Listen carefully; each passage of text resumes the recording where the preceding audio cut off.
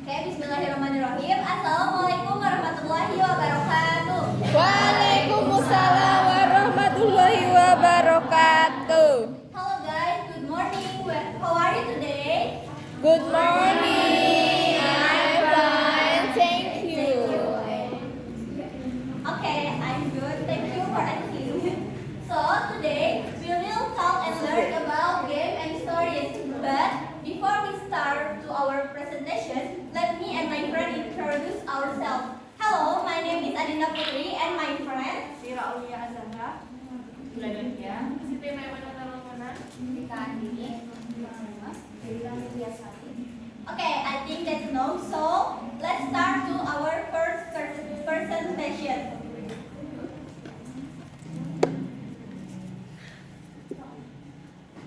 Baik, di sini saya akan menjelaskan pentingnya penggunaan game terlebih dahulu. Nah, dalam pembelajaran bahasa Inggris di SD, tentunya tidak akan semua siswa akan langsung tertarik kepada pembelajaran bahasa Inggris ya teman-teman. Oleh karena itu, kita harus menggunakan game sebagai langkah untuk agar siswa-siswa kita tertarik untuk belajar bahasa Inggris. Nah, menggunakan permainan atau game dalam mengajarkan bahasa Inggris kepada anak-anak akan menciptakan suasana yang menyenangkan. Oke, mungkin kalian akan bertanya apa bedanya pembelajaran komunikatif dengan penggunaan game ini. Tentunya berbeda ya, karena game is fun. So, kalau pembelajaran komunikatif itu hanya pembelajaran yang melibatkan pertanyaan dari guru dan siswa atau siswa ke guru. Nah, kalau game ini lebih menyenangkan ya dan lebih interaktif juga antara siswa dan gurunya. Nah, mungkin materi yang saya sampaikan cukup sekian, dilanjut oleh rekan saya. Terima kasih. Baik, di sini saya akan melanjutkan materi selanjutnya, yaitu mengintegrasikan game ke dalam silabus. Game dapat digunakan untuk memperkenalkan materi baru, mengenalkan features atau menciptakan suasana yang lebih rileks dan menyenangkan. Dengan mengintegrasikan game ke dalam silabus, kita dapat meningkatkan efektivitas pembelajaran dengan melengkapi kekurangan dalam materi ajar dan kurikulum. Namun, guru juga harus memilih game yang sesuai dengan tujuan pembelajaran dan kemampuan siswa. Dengan mempertimbangkan apakah game ini memerlukan partisipasi aktif ataupun pasif. Kemudian ada jenis game yang diantaranya yang pertama ada rousers, yaitu game yang bertujuan untuk membangkitkan semangat siswa di kelas untuk mendorong interaksi aktif. Game ini tuh dirancang untuk membangkitkan semangat dan energi siswa. Karena game ini banyak melibatkan aktivitas fisik atau mental yang memicu adrenalin. Contohnya itu basic games atau game menebak. Kedua ada settlers. Ini game yang bertujuan untuk menciptakan suasana yang lebih tenang atau relax untuk mendinginkan kelas. Contohnya game ini ada Raging Games. Nah, ada hal-hal yang harus diperhatikan oleh guru dalam pemilihan game.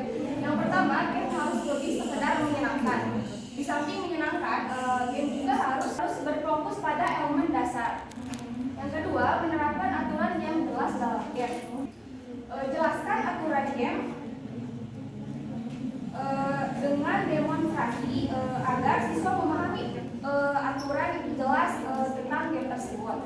Yang ketiga, memainkan game yang berbeda-beda di tiap pembelajaran.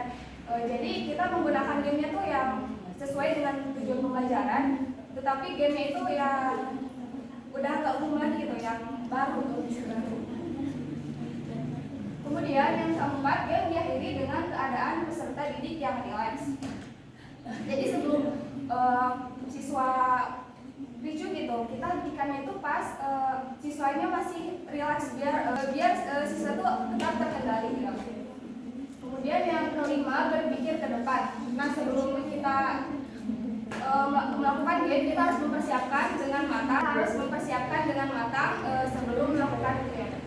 Yang keenam, menjadikan game sebagai bagian dari silabus. Gunakan game untuk memperkuat keterampilan bahasa seperti mendengarkan, menulis, membaca, dan berbicara. Mungkin cukup sekian materi yang saya sampaikan. Saya serahkan kepada materi.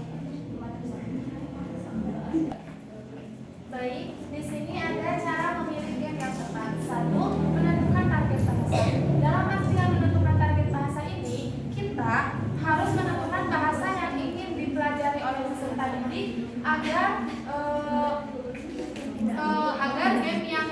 agar game relevan dan efektif untuk digunakan. Yang kedua, menentukan kemampuan berbahasa. Menentukan kemampuan berbahasa ini, kita sebagai guru harus bisa menentukan kemampuan apa yang ingin ditingkatkan untuk peserta didik, seperti writing, listening, speaking, or reading. Yang ketiga, memilih tipe game. Kita harus memilih tipe game yang sesuai dengan gaya belajar anak, seperti auditori, visual, ataupun kinestetik untuk meningkatkan pemahaman bagi peserta didik itu sendiri. Yang keempat, menentukan tujuan penggunaan game. Menentukan tujuan penggunaan game ini, kita harus memastikan menentukan tujuan game harus sesuai dengan kebutuhan pembelajaran peserta didik itu sendiri. Yang kelima, yaitu menyesuaikan game dengan kebutuhan peserta didik.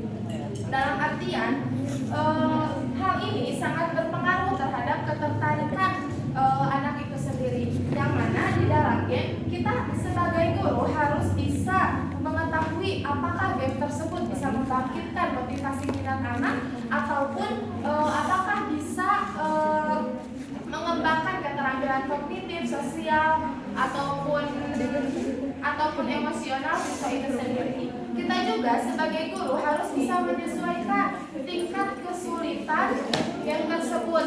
Apabila game tersebut tingkat kesulitannya terlalu besar, maka akan membuat siswa tersebut merasa cepat frustasi gitu. Kalau misalkan tingkat gamenya lebih rendah, maka akan membuat siswa tersebut cepat bosan. Terus yang keenam, mempertimbangkan keterlibatan peserta didik. Dalam artian, kita sebagai guru sebelum membuat game tersebut harus bisa mempertimbangkan apakah game tersebut bisa menarik minat anak ataupun tidak. Terus yang ketujuh, guru juga harus menyukai game tersebut agar dalam bermain kita juga sebagai guru bisa membuat minat anak terhadap game tersebut tertarik. Jadi kita juga sebelum ke anak, kita juga harus bisa lebih baik dan antusias dalam menjalankan game tersebut. Tepat dulu ya. Terus di sini ada saran dan petunjuk. Satu, memberikan instruksi yang jelas sehingga mudah dipahami oleh peserta didik. Jadi sebelum kita memulai game tersebut, kita harus menjelaskan secara rinci step by stepnya agar bisa mudah dipahami oleh siswa itu sendiri. Yang kedua, mempraktekkan bagaimana cara menggunakan game tersebut, yaitu dengan kita bisa meminta kepada anak tersebut untuk berpartisipasi dalam mempraktekkan, mencontohkan bagaimana game tersebut bisa dilakukan. Terus yang ketiga, memperhatikan durasi waktu game. Dalam artian, kita juga harus bisa menentukan waktu dalam bermain game itu harus berapa menit sih biar tidak mengganggu pelajaran yang lain. Sekian dari saya kembali lagi pada materi.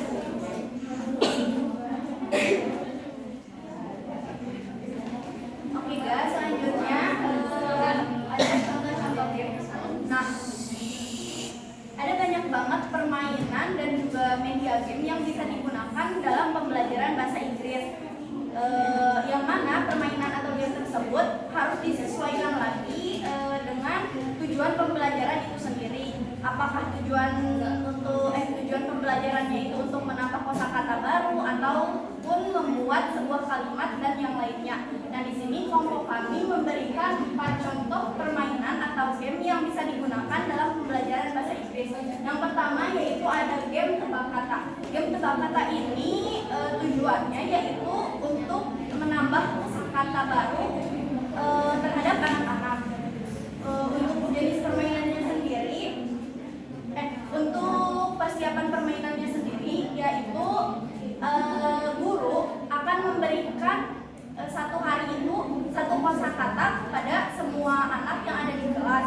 Kemudian si kosakata yang sudah dijelaskan itu disimpan ke dalam sebuah kotak yang telah disediakan. Nah nanti setelah waktu 1 minggu si guru tersebut akan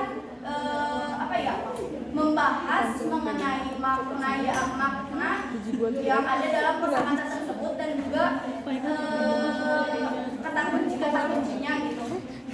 Nah, untuk cara bermainnya sendiri, nanti itu satu anak secara bergantian maju ke depan, kemudian mengambil kosakata yang ada dalam kotak tersebut, dan ketika dia sudah membuka kosakata apa yang dia dapat, dia harus menjelaskan kepada semua anak di kelas kosakata tersebut itu apa, dan nanti yang ada di kelas itu harus menjawab. Nah, permainan itu dilakukan secara bergiliran. Mungkin untuk kata-kata seperti itu, gambaran secara garis besarnya. Kemudian yang kedua ada alfatos. Permainan alfatos ini merupakan suatu permainan atau games untuk mengasah identifikasi bunyi alfabet, kemudian juga kosakata ataupun menyusun kalimat. Untuk persiapannya sendiri, yaitu guru menyiapkan alfabet dari A sampai Z yang bisa di bawah si alfabetnya itu diberikan keterangan poin kecil aja ya di bawahnya. Kemudian nantinya tuh si alfabetnya itu disusun di lantai dari A sampai Z. Nah, nanti anak-anak itu berbaris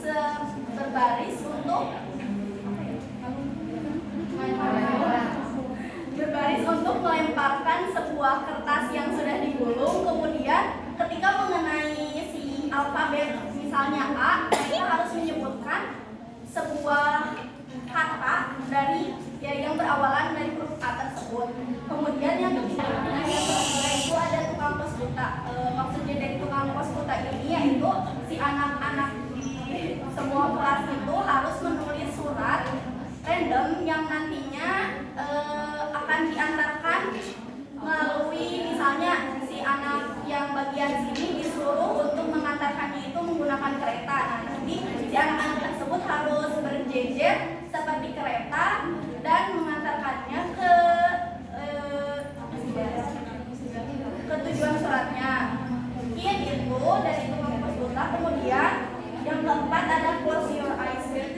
Nah, untuk close your eyes ini keterampilan atau skill yang didapatnya itu untuk mendeskripsikan penampilan fisik, kemudian juga bertanya dan merespon pertanyaan.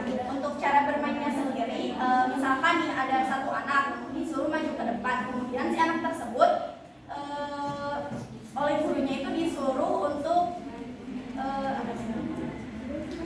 look at misalnya Adinda. Nah, si anak tersebut harus melihat ke Adinda dan diberi waktu minimal 5 detik sampai 10 detik, karena itu harus memperhatikan banget nih pakaian apa yang digunakan Adinda, terus misalkan warnanya juga apa, pokoknya yang ada di Adinda secara keseluruhan spesifik. Nah, nanti setelah dilihat selama 10 detik, anak tersebut harus close your eyes, dan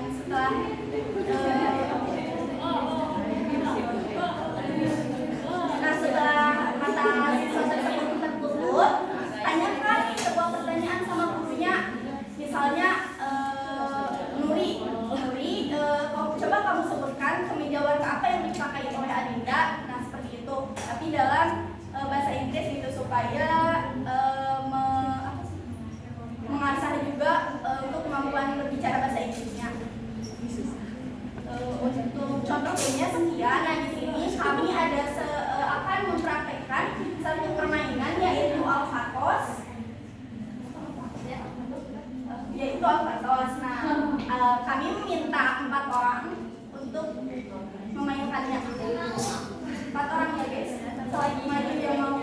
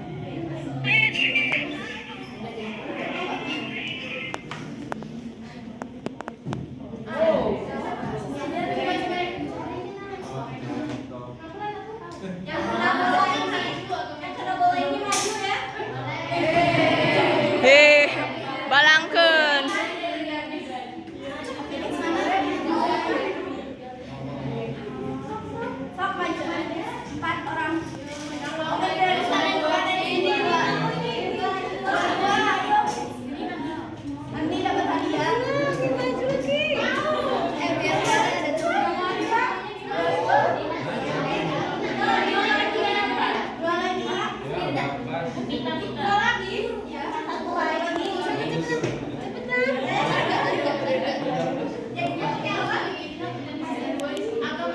kalian sudah mendengarkan bagaimana cara bermainnya? Sekarang main siapa dulu? Udah dari sana dulu ya. Top Desi. Kamu lempar ya.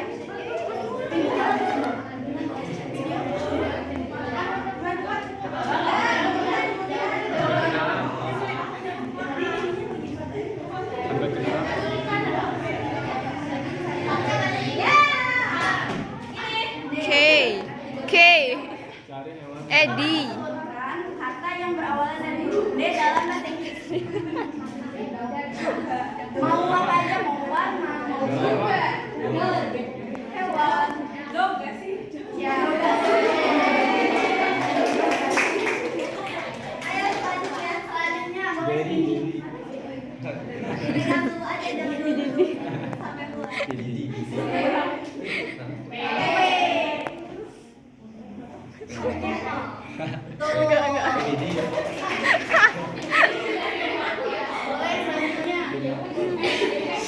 Gak bener ini.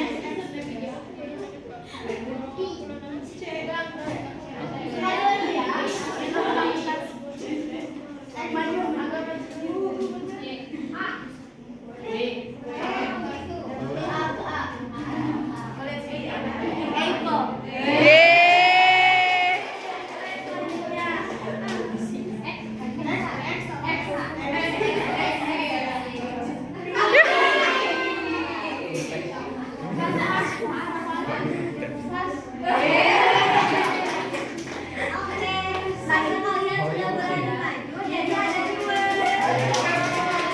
Icu pacup.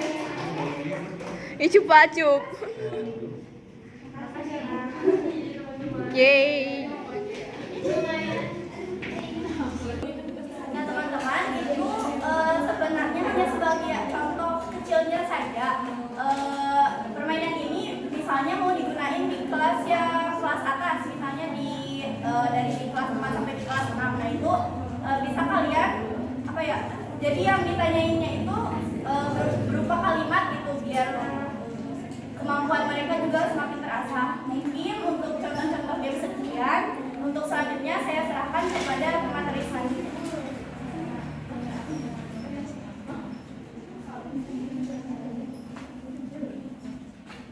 Selanjutnya, di sini saya akan menjelaskan tentang alasan menggunakan cerita. Guru menggunakan teknik bercerita dalam pembelajaran bahasa Inggris bukan hanya karena alasan siswa itu menyukainya, tetapi ada beberapa tokoh ahli tata bahasa juga menjelaskan alasan lain, yaitu seperti yang pertama, cerita terutama yang bermuatan tradisional merupakan teks yang otentik. Cerita ini tidak ditulis secara asli untuk penggunaan bahasa, melainkan ditulis secara asli menggambarkan satu situasi secara ilmiah. Jadi dengan memberikan cerita, guru memberi kesempatan pada siswa untuk benar-benar menggunakan bahasa yang sebenarnya. Yang kedua yaitu ketika cerita dibacakan atau didengarkan, anak menyimak dengan tujuan karena ia ingin mengetahui apa yang terjadi pada seorang tokoh yang ada dalam cerita. Jadi karena adanya rasa penasaran. Dengan kata lain, siswa mendengarkan cerita itu karena ada rasa keinginan, bukan karena keterpaksaan. Perbedaan antara rasa keinginan dan antara rasa keterpaksaan merupakan perbedaan yang sangat signifikan. Rasa keinginan merupakan motivasi bagi siswa itu sendiri, dan motivasi dalam pembelajaran ini sangatlah penting. Lalu yang ketiga itu ada cerita menjadi wadah yang baik untuk memfasilitasi 4 kemampuan berbahasa, yaitu menyimak, membaca, menulis, dan mendengarkan agar terlatih dengan baik. Ketika guru membacakan cerita untuk pertama kalinya, siswa terlibat dalam aktivitas menyimak. Kemudian ketika guru bertanya kepada siswa tentang isi cerita tersebut atau siswa meminta klarifikasi atau bertanya itu, siswa terlibat dalam aktivitas menyimak dan berbicara. Lalu ketika guru meminta anak membacakan ulang dari isi cerita tersebut atau dialognya itu, anak terlibat dalam aktivitas membaca yang memegang peranan penting di sini. Kemudian untuk aktivitas follow up-nya, siswa diminta untuk menulis sebagian isi cerita dan dialog yang ada pada cerita tersebut. Dan dalam aktivitas ini, siswa terlibat dalam aktivitas menulis. Semua aktivitas ini memperlancar kemampuan berbahasa siswa dan mereka akan melakukannya dengan sungguh-sungguh karena mereka terlibat dan memperhatikan penuh isi cerita, bukan pada bentuk-bentuk gramatika atau pola-pola kalimatnya. Selanjutnya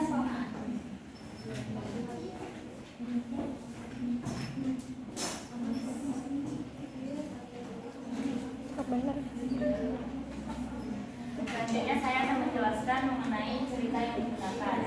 Jadi tidak semua cerita dapat digunakan untuk mengajarkan dalam bahasa asing, contohnya bahasa Inggris. Jadi karena itu sangatlah tepat apabila cerita yang dibacakan kepada siswa harus memenuhi beberapa kriteria. Yang pertama, cerita harus menarik bagi siswa dan guru. Jadi sebelum guru menceritakan cerita kepada siswa, guru juga harus menyukai cerita tersebut. Jadi kalau guru sudah menyukai, jadi guru lebih mudah menceritakan cerita yang akan diceritakan kepada siswa tersebut. Yang kedua, cerita harus mudah dimengerti. Cerita tersebut harus tepat dengan usia tingkat bahasa yang dipelajari. Jadi alur dari cerita tersebut mudah dipahami oleh siswa dan siswa tidak mudah bosan mendengarkan cerita tersebut. Nah, yang ketiga, cerita dapat diaplikasikan dalam berbagai aktivitas yang berguna, misalnya game, drama, membuat surat. Hal tersebut penting untuk siswa supaya siswa dapat memperhatikan bahasa asing tersebut, misalnya bahasa Inggris tersebut dengan mudah.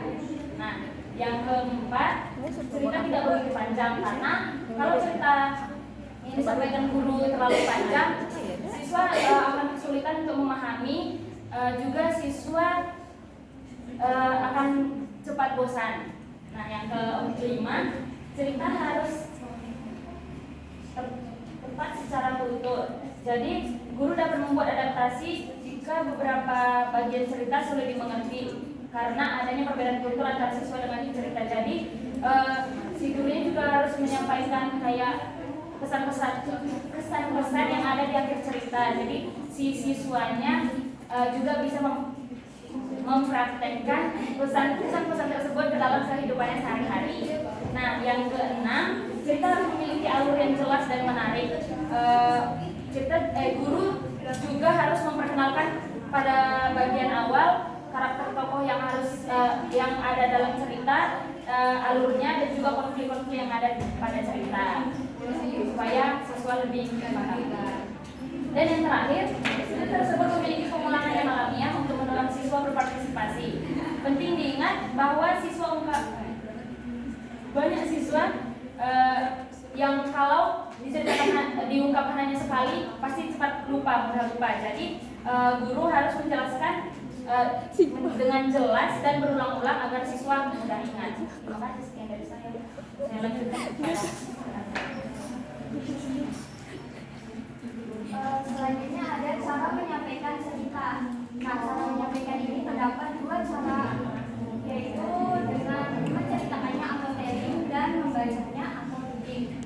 Nah, teknik telling dapat membantu peserta didik memahami cerita dengan pengulangan dan kata kunci, mimik dan acting, serta gambar di papan tulis. Selanjutnya, mampu melihat respon semua peserta cerita sehingga adaptasi dengan jalan cerita lebih mudah dilakukan dan disesuaikan dengan respon peserta didik. Yang terakhir, membiarkan peserta didik memiliki pengalaman akan keajaiban mendengarkan cerita yang disampaikan orang lain. Selanjutnya ada teknik reading, di mana yang pertama itu membantu guru mengutarakan bahasa secara percaya diri, berbeda dengan telling yang membutuhkan keahlian lebih dari guru untuk menyampaikan dengan bahasa Inggris yang baik dan benar. Dan yang kedua ada dapat memperlihatkan gambar yang ada pada buku cerita tersebut. Selanjutnya dapat mengajak peserta didik untuk membaca buku cerita yang telah dibacakan oleh gurunya. Dan yang terakhir dapat mengajak peserta didik untuk bisa menyukai buku dan bahwa buku merupakan sumber kesenangan. Next.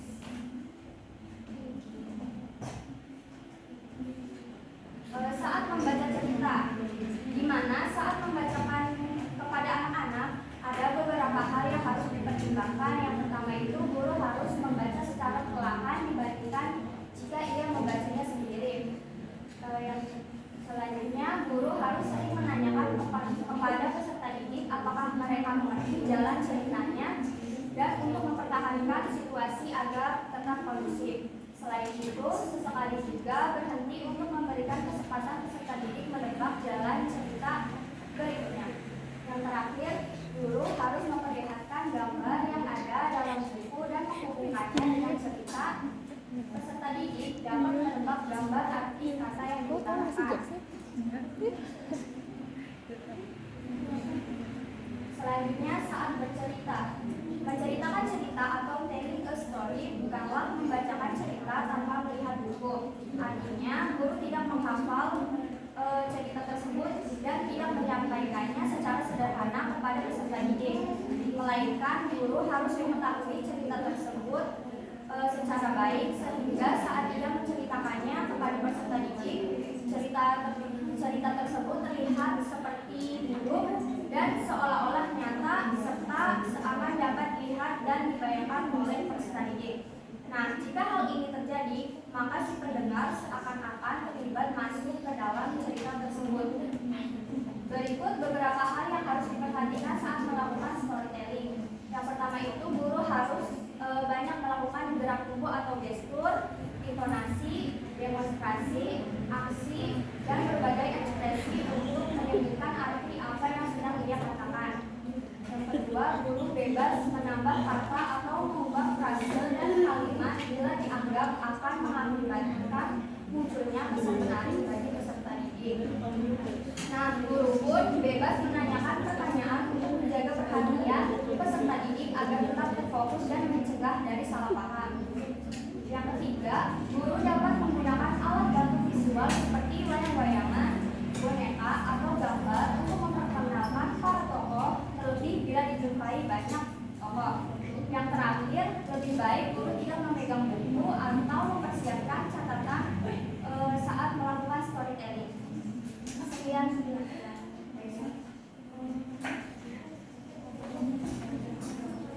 Oke, baik, pematerian mengenai cerita dan game telah selesai disampaikan.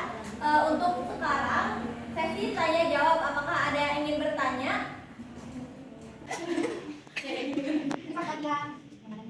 Yang mengintegrasikan dirinya ya tadi. Nah, apakah ada kriteria tertentu atau misal cara memilih game yang sesuai dengan materi pelajaran yang akan disampaikan? Kan biasanya materi itu setiap pertemuan masih berbeda ya, walaupun mata pelajarannya sama. Nah, apakah ada kriteria tertentu atau cara pemilihan jenis game tertentu saat melakukan kegiatan tersebut? Terima kasih. Oke, kalau itu kami akan siap bergabung pertanyaan dari Teh Kiraya. Terima kasih. Oke, baik, kami akan mulai pertanyaan dari Teh Kiraya. Silakan dijawab.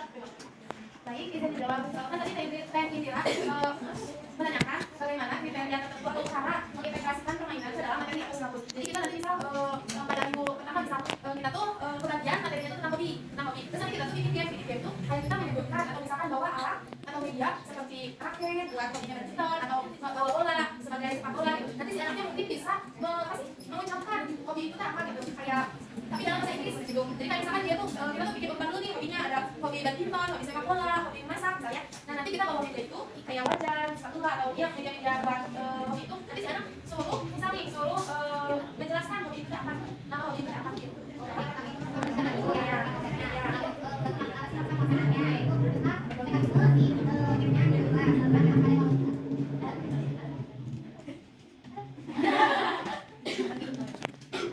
Pasti ada ya. Nanti kita lihat apakah game ini dapat mengembangkan pengetahuan anak tentang materi tersebut. Nah, kalau misalkan dapat membantu anak mengembangkan materi tersebut, kita bisa kembali lagi nih gamenya. Nah, tapi kalau misalkan tidak dapat mengembangkan anak dalam materi tersebut, kita harus ganti berarti